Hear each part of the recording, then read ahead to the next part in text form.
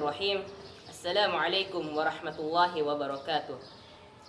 Innal hamdalillah nahmanuhu wa nasta'inuhu wa nastaghfir wa na'udzu billahi min shururi anfusina wa min sayyiati a'malina may yahdihillahu fala mudhillalah wa may yudlil fala hadiyalah.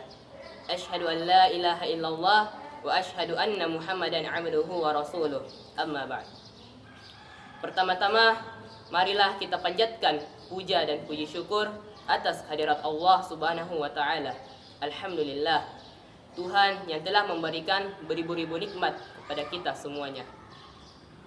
Tak lupa salawat serta salam kita curahkan kepada nabi kita, Nabiullah Muhammad sallallahu alaihi wasallam. Allahumma salli ala Muhammad wa ala ali Muhammad. Nabi yang telah membawa kita dari zaman jahiliyah menuju zaman yang terang benderang seperti saat sekarang ini. Teman-temanku sekalian, betapa banyak amalan-amalan yang besar namun menjadi kecil karena niat pelakunya, dan betapa banyak amalan-amalan kecil namun menjadi besar karena niat pelakunya. Dalam suatu hadis, Nabi Muhammad SAW bersabda, An Abu Hurairah radhiyallahu anhu qala Rasulullah sallallahu alaihi wasallam, innamal a'malu binniyat wa innamal likulli imri'in ma nawa. Dari Abu Hurairah radhiyallahu anhu, dia berkata, Rasulullah sallallahu alaihi wasallam bersabda, sesungguhnya amalan itu bergantung pada niatnya, dan setiap orang akan mendapatkan apa yang dia niatkan.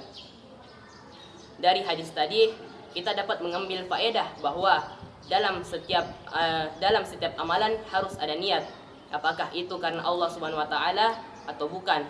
Apakah ketika kita hendak salat, berpuasa di bulan Ramadan, tadarrus dan sebagainya, apakah kita ingin dipuji oleh manusia atau untuk Allah Subhanahu wa taala? Dan sebaik-baik niat adalah untuk Allah Subhanahu wa taala. Wa innamah likulli imri'in ma nawa. Sungguhnya setiap orang akan mendapatkan apa yang dia niatkan. Ini adalah keadilan Allah yang begitu sempurna. Allah memberikan karunia-Nya kepada siapa yang Allah kehendaki, dan Allah mengazab siapa yang Allah kehendaki dengan dasar keadilan-Nya. Dan Rabb kita, Tuhan kita, sama sekali tidak menzalimi seorang pun. Dari hadis tadi, Rasulullah SAW memberikan contoh niat yang benar ketika kita berhijrah. Maka ketika kita hendak beramal, sedang beramal, ataupun setelah beramal, kita selalu melihat isi hati kita. Hal ini agar terjaga keikhlasan pada hati kita. Dengan niat yang baik, amalan yang sederhana dapat menghasilkan pahala yang agung. Pernyataan ini selurus dengan sabda Nabi Muhammad SAW yang berbunyi, La tahkiranna minal ma'rufi syai'an walau an talqa akhaka biwajhin talqin. Janganlah kamu meremehkan kebaikan sedikit pun, meskipun kamu bertemu dengan saudaramu dengan wajah yang berseri. Hadis riwayat Muslim. Dari dua hadis tadi, maka yang harus kita lakukan adalah senantiasa melakukan yang terbaik, karena kita melakukan kebaikan untuk mencari ridha Allah, bukan untuk mencari pujian manusia ataupun komentar manusia.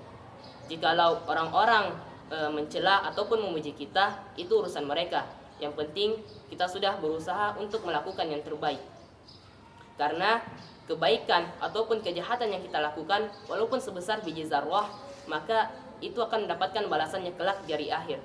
Sebagaimana Allah Subhanahu wa taala berfirman dalam Quran surah Al-Zalzalah ayat 7-8 yang berbunyi, A'udzu billahi minasyaitonir rajim. Bismillahirrahmanirrahim. Faman ya'mal mithqala dzarratin khairan yarah wa may ya'mal mithqala dzarratin syarran yarah. Dan sesungguhnya barang siapa yang mengerjakan kebaikan sebesar biji zarrah, maka niscaya dia akan mendapatkan balasannya.